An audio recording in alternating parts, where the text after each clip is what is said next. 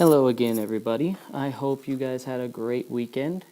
I hope that you got lots of rest, and I hope the football team did well this past Friday. I'm not sure that I will have had a chance to find that out. So, yeah.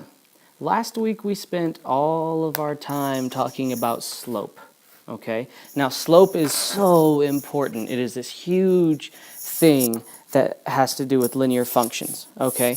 But what we can't forget is that we are talking about linear functions in general, okay? We're talking about the equation of a line, or what a line looks like on the graph, and how the different parts of the line are controlled, okay? And so slope is a very important part of the line, how steep that line is, how quickly it travels, the rate of change, and all that stuff. But another important aspect of a linear function, especially on a graph, is something we call its intercept. Okay, its intercept. Now, every line, with the exception of our special cases, our vertical and horizontal lines, okay, every line that's not vertical or horizontal has a y-intercept and an x-intercept. Now, this may sound like a funny little term, okay? Mr. Hahn, what the heck is an intercept? I don't even know what you're talking about, okay?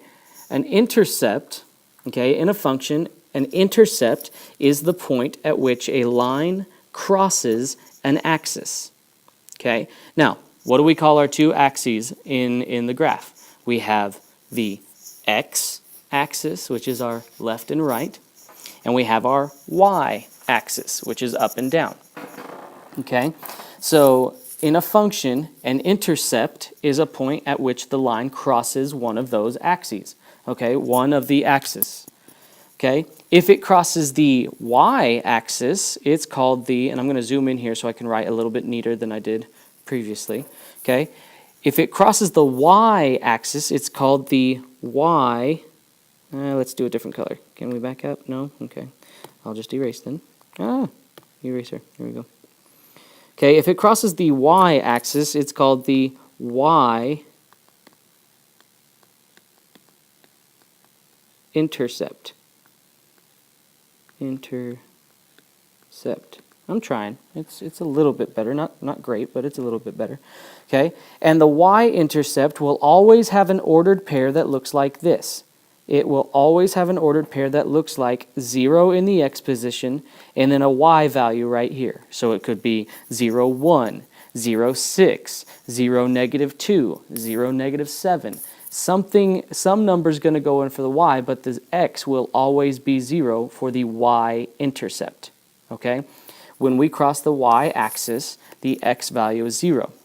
And it works the other way around too. When the line crosses the x-axis, okay, it's called the x-intercept. Okay, called the x-intercept. Intercept. If you're laughing at my handwriting, well, that's okay, I guess.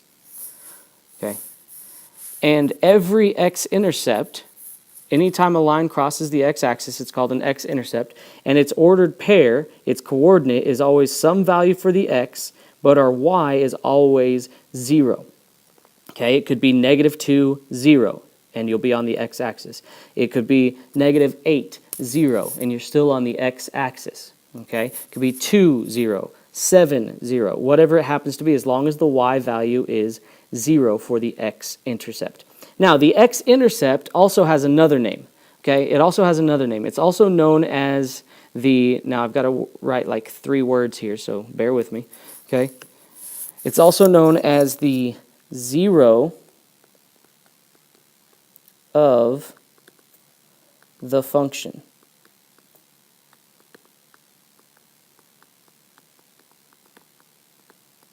Okay, it's called the 0 of the function.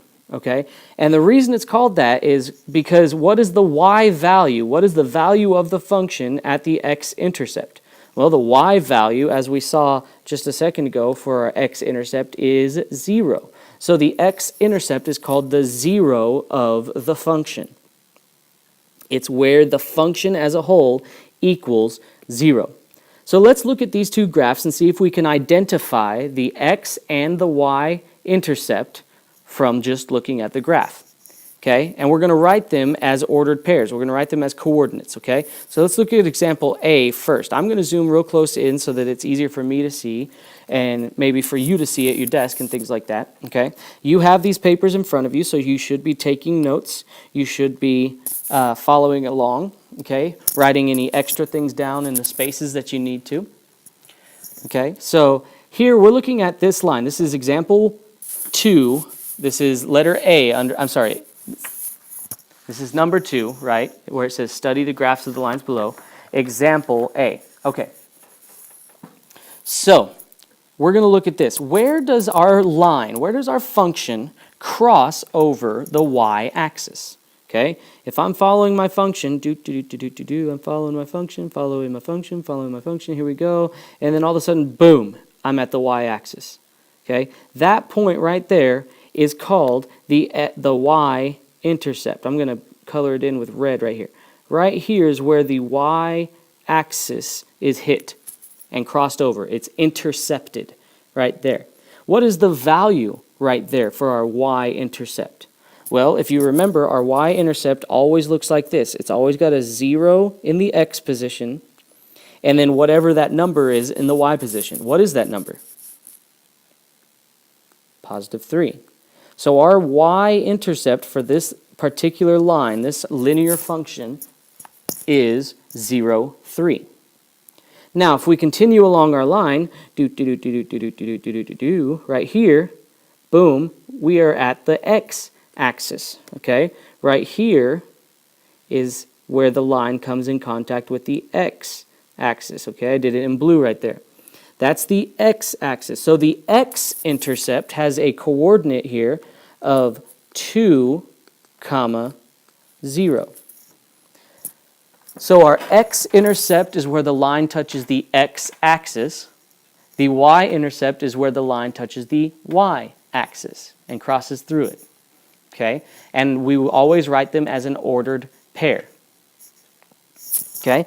Look at the second example. See if you can identify the x and the y intercepts on your own. I'll give you about 45 seconds to find your x-intercept and your y-intercept and write it down. Ready? 45 seconds. Go.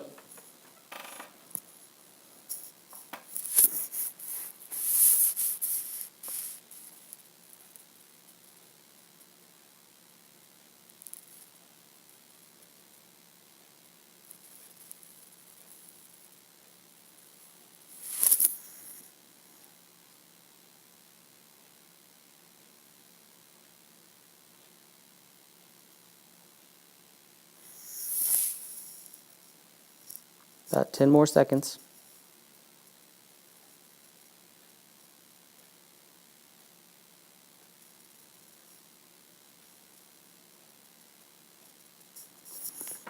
Okay, so I asked you to find your x-intercept and your y-intercept. Now, you didn't have to do one first and then the other. It doesn't matter which one you do first. I'm just going to follow my line. Following, tracing my finger along the line here. Boom, I hit my y-axis. Okay, so I'm going to do my y-intercept first, since that's what I came in contact with first. Okay, my y-intercept happens to be right here, which we know that the x value has to be 0, and in this case, our y-intercept is 0, -2. Okay, we continue following our line, and it looks like, boom, right here, or right there. Somewhere in here, okay, the line is really thick, it's a little bit hard to see. Somewhere right in here, it looks like it's a little bit low right there, so probably closer to this 8 value right here. But somewhere right in here, it looks like we hit our x-axis. So that's one thing about using a graph, is that it's not always perfectly accurate. Okay, so sometimes we have to give it our best guess.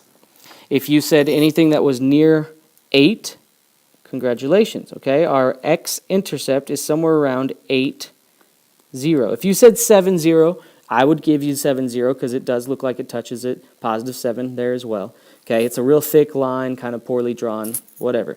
Okay, the idea is that we can identify where our x-intercept is based on where it crosses the x-axis.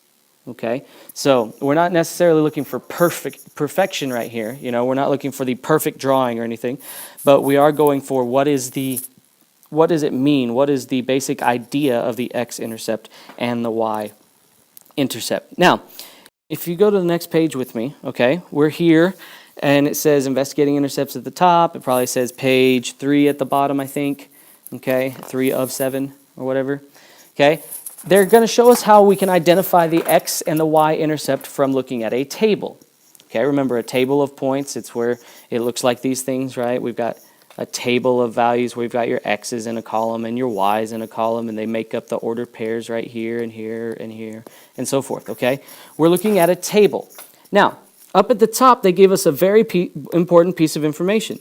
They remind us that the y-intercept is where x equals 0, and then we have some sort of value for our y.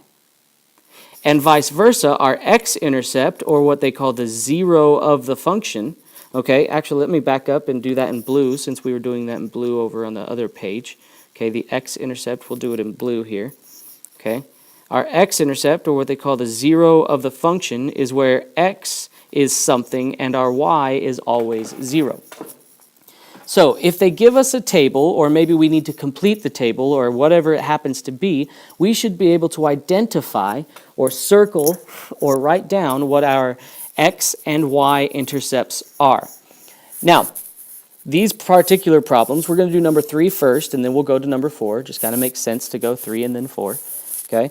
They ask us a series of questions underneath the tables. Okay, so we've got the tables, and then we've got a series of questions. Okay, let's do them in order. Okay, let's just do them in order, the way they suggest it here. Okay, they say determine the slope. Uh-oh, that means we've got to remember what we did last week. Oh no. Okay, we're going to determine the slope from this table. Okay, now you could go to a graph if you wanted. If you had some graph paper nearby, you could graph these points and count your slope. Or if you're comfortable with it, and I hope you are by now, comfortable with just kind of calculating it in your head. How do I get from 3 to 2 on my table here? Well, to get from 3 to 2, I've got to go down 1, right? A negative 1. That's my change in y, or my vertical change. Okay, that's going to be the top number of my slope. What is the bottom number of my slope? My change in x. Okay, my change in x here, how do I get from negative 1 to 0? Well, I've got to go up, or positive 1. So when I make my fraction, I make my change in y over change in x, I'm going to say negative 1 over positive 1. And if we simplify that fraction, here our m, our slope, equals negative 1. Okay, our slope equals negative 1. Now, we could verify that by doing more and more points, but we did a lot of that last week, and we're going to continue practicing it, especially in the practice problems, okay? But I'd like to get through this particular lesson first, okay? Now, our slope is negative 1. That means when my x gets bigger by 1, my y goes down by 1, okay? Or if x goes up 2, my y has to go down 2. It has to have that same ratio, that same proportion, okay? So they ask us to circle the x-intercept, okay? What they call the 0 of the function, the x-intercept, okay? I'm going to switch to my blue because we're talking about x-intercept, okay? Remember that the x-intercept is where we have a number for x and our y is 0. Okay, so as I search through my table right here, I'm going to look for my y equals 0. Y equals 0, boom, there's y where equals 0. Okay, y equals 0 right here. So my x-intercept is located right here in the table. Okay, and I believe the next part asks us to write the coordinates of our x-intercept, so I'm going to do that. Letter C says write the actual coordinates, the ordered pair of the x-intercept. And in this case, it is 2, 0. Okay, 2, 0. That's our x-intercept according to the table. If we plotted these points on a graph, you would see that that point is on the x-axis. Okay, the next thing they ask us to do is to circle the y-intercept. So I'm going to switch to my red. I'm going to circle my y-intercept. Okay, I accidentally drew a line here. Let's get rid of that. Okay, circle our y-intercept. If you go back up to the top of the page, it says our y-intercept is anywhere that x equals 0, right there, okay? So I'm going to go to my x column, and I'm going to follow it until I find x. Boom, x is 0 right here. Okay, so I'm going to circle that row. I'm going to circle this piece of data as my y-intercept. Okay, and I believe, yeah, letter E says write down the coordinates. Our coordinates were 0, 2. Now, it's just a coincidence that it happens to be the same set of numbers. Okay, a 0 and a 2. It's just a coincidence in this case. It's not a coincidence that there's a 0 in the x position for the y-intercept and a 0 in the y position for the x-intercept. Okay, that you will see every single time. Okay, let's look at example number 4 here, or problem number 4. This one's going to take a little extra work. Okay, this is going to take a little extra work because they've left blanks in our table. Okay, so we've got to identify what our slope is. That's the very first thing they ask us to do. Figure out your slope. Why would it be a good idea to figure out our slope? Well, in order to fill in the information in our table and make sure that it falls in the pattern and on the line that this is representing, we have to apply the same slope. So we have to know what that slope is. So let's calculate our slope here. Our change in y. How do I go from a negative 14 to a negative 10? Well, we can think about this logically. To go from negative 14 to negative 10, I'm moving in a positive 4 direction. Okay, I'm moving in a positive direction 4 spaces.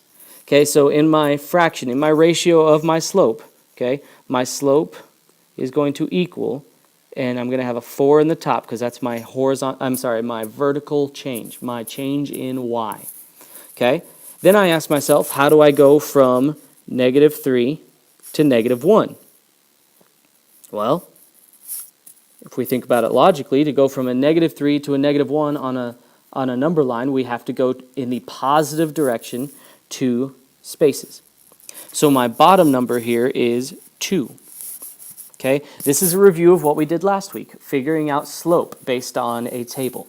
Okay, so 4 over 2. We can simplify our slope now. 4 divided by 2 is simplified as a whole number 2. If you don't like the whole number, you can do it as a fraction, 2 over 1. Okay, now, what does that mean? Okay, what does our fraction 2 over 1 mean? What does that mean? It means that if my x increases by 1, my y has to increase by 2. X, change in x on bottom, change in y on top. Okay, this is my change. Remember that Greek letter delta, change in x. This is our change in y. Okay, so if our x changes by 1 in a positive way, then my y has to change by 2 in a positive way. Okay, so let's fill in this information then. This gap right here that they left for us between negative 1 and positive 1, what do you think goes right there? I hope you said 0 because, well, that's what goes right there, right? That's a change of 1. I moved in a positive direction from negative 1 to 0. I went up 1 in my x values. That means my y values have to go up by 2 according to my slope. So if I go up 2 from negative 10, I end up at negative 8.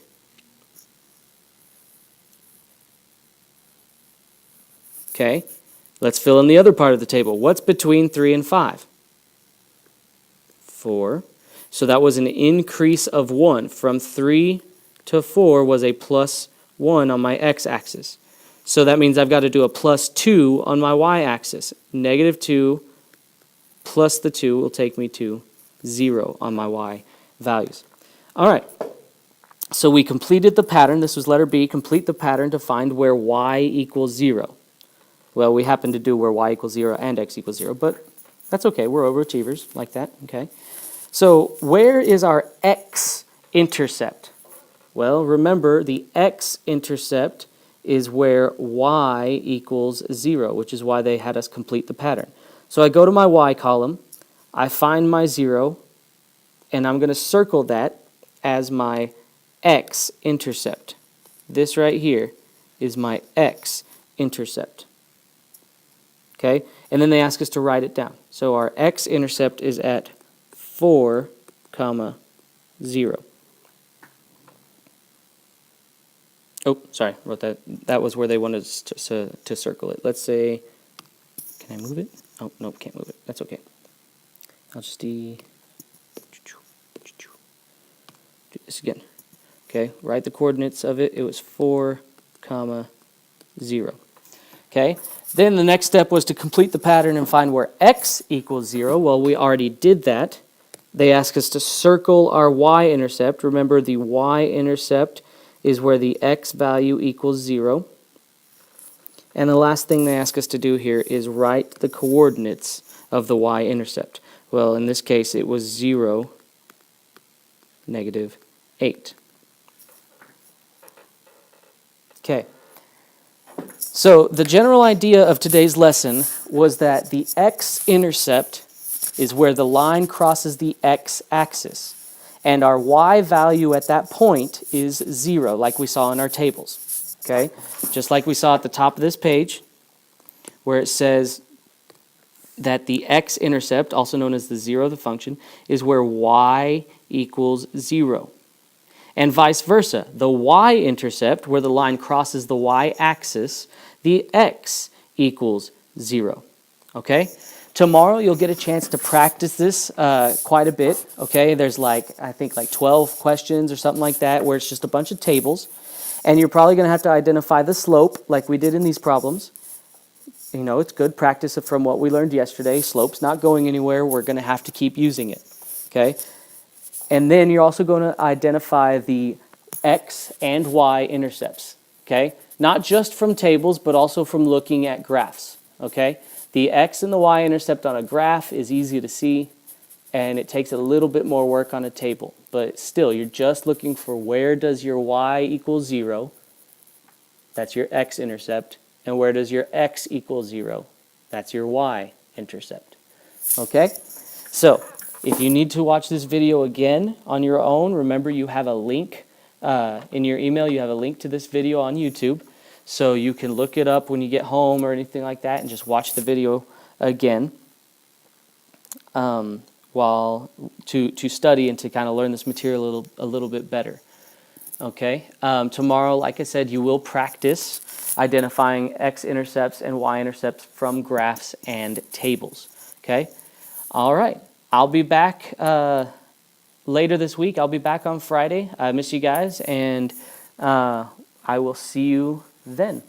Keep up the good work. Keep up the respect for my subs. I know you're treating them well, and I appreciate that. All right, I'll talk to you guys later.